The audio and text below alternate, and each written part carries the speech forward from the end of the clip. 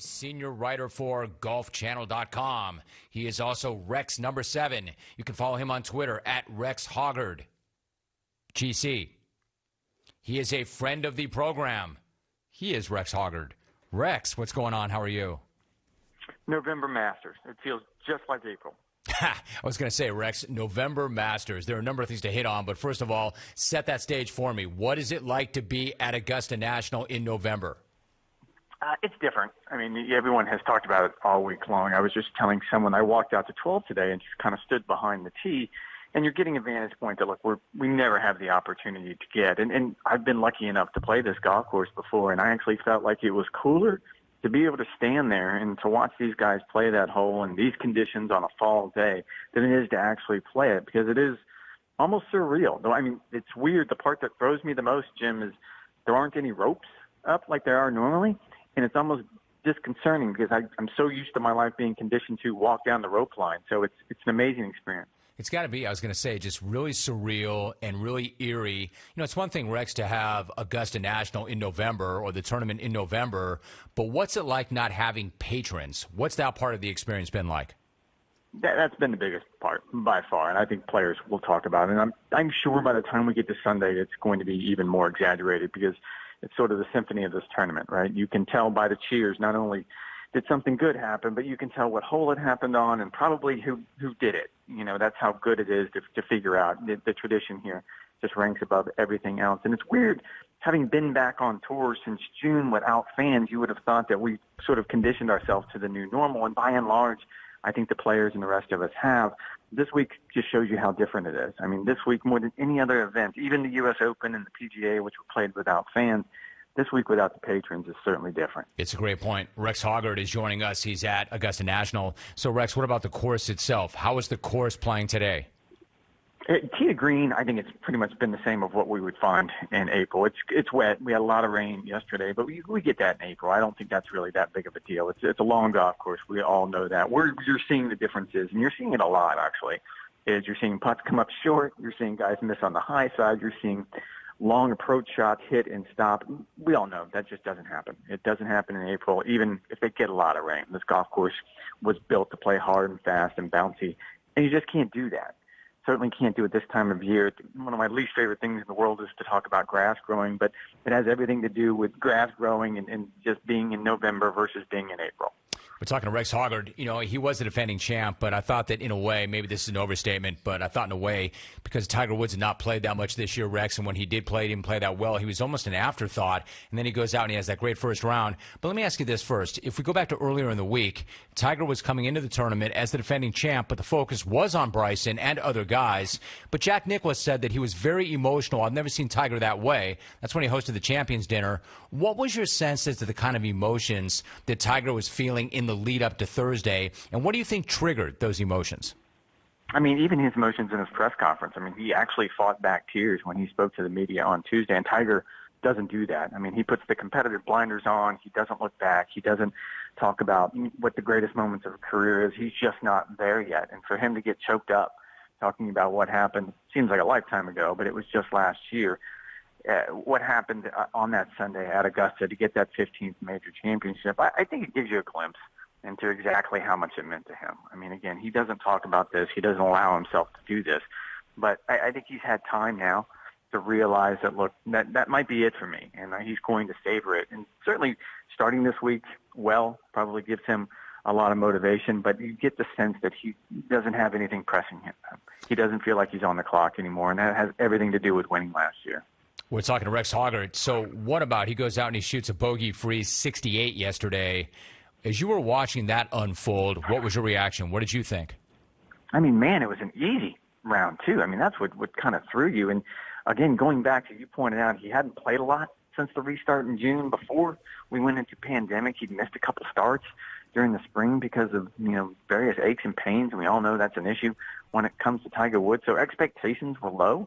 As you pointed out, if Tiger Woods can be under the radar, he was this week, and for him to go out and not just shoot the number, I mean, keep in mind, that is the best round he's ever shot. It ties the best round he's ever shot. And on the first day of this tournament, it gives you an idea that, man, he is really comfortable because there was no stress at all. He came off the golf course. It didn't sound like He was angry. It seemed like, yep, everything's going according to plan. It was really amazing considering where he's at right now. Like, so Rex, in your mind, how much of that is about the institutional knowledge that he has at Augusta National, and then how valuable is that to him?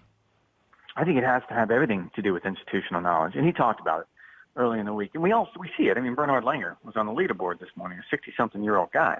And you only get that over decades and decades of experience. And I thought it was going to be mitigated a little bit this year for the reasons that we talked about, that the greens and around the greens, they are different just because of the time of year.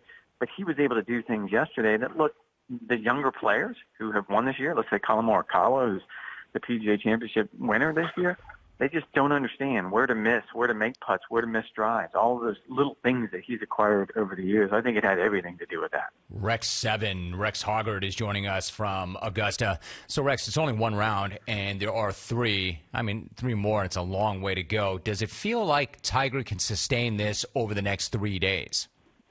I would be surprised. And, I mean, full disclosure, when we did our picks at the beginning of the week, he would make the cut. I mean, you have to work really hard not to make the cut at this particular event. I just didn't see how he was going to put himself into contention. When he played in Los Angeles just a couple weeks ago, there was no aspect of his game that seemed like he was on the cusp, and that was different. I mean, if you go back to 2019 and the weeks leading up, he wasn't winning, but there were signs that his game was coming around, that his swing was starting to do what he needed it to do at Augusta National. There was none of that here, and there's that factor, and then there's also the guys that he would have to beat at this point. I mean, it's the cream of the crop. It's Dustin Johnson. It's Justin Thomas. It's all of these players that are on top of their game. I just don't see how he can sustain this. Right. So, Rex, what about Bryson? There was so much hype on him coming into the Masters. Then he had that roller coaster of a first round. What did you take away from his round? He probably focused on the wrong stuff. And look, I'm not one to second-guess a PGA Tour player. There's a reason why they're a PGA Tour player. But when you come into Augusta, even a November Masters, everybody knows that it is all about what you do on and around the greens, and that's where the focus is. I mean, if you sit and watch Tiger prepare for Masters Week, he's spending an amazing amount of time putting and chipping and trying to get a feel for the place. Bryson spent 3 days working on a 48-inch driver and sort of getting caught up and trying to hit the ball a long way, and he's been successful doing that this year. But at this particular test, I don't think that was the way to go. And he probably learned a very valuable lesson yesterday, that one, you can't be greedy at Augusta National, and two, it's not about what you do tee to green. It's about what you do when you get on the green. All right, so that said, I'm still kind of fascinated by the guy and his approach and what he says and what he does. That said, do you get the sense that a number of other players are sick of hearing about and talking about Bryson? Oh, there's eye rolls. Absolutely. There was a great moment. My colleague was out following, Ryan Lavder.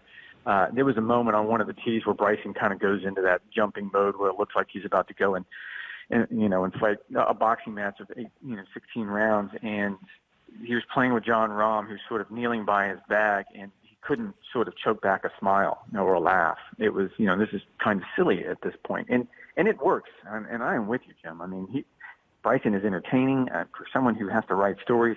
I absolutely love it. But, yes, there are some eye rolls when it comes to Bryson stuff. Rex Hoggard is joining us for a few more moments. He is there at the tourney. So, Rex, what about Dustin Johnson? He finished his opening round at 7 under, then got to 10 under early in the second round. He came back a little bit. Overall, though, how does this course and these conditions fit his game?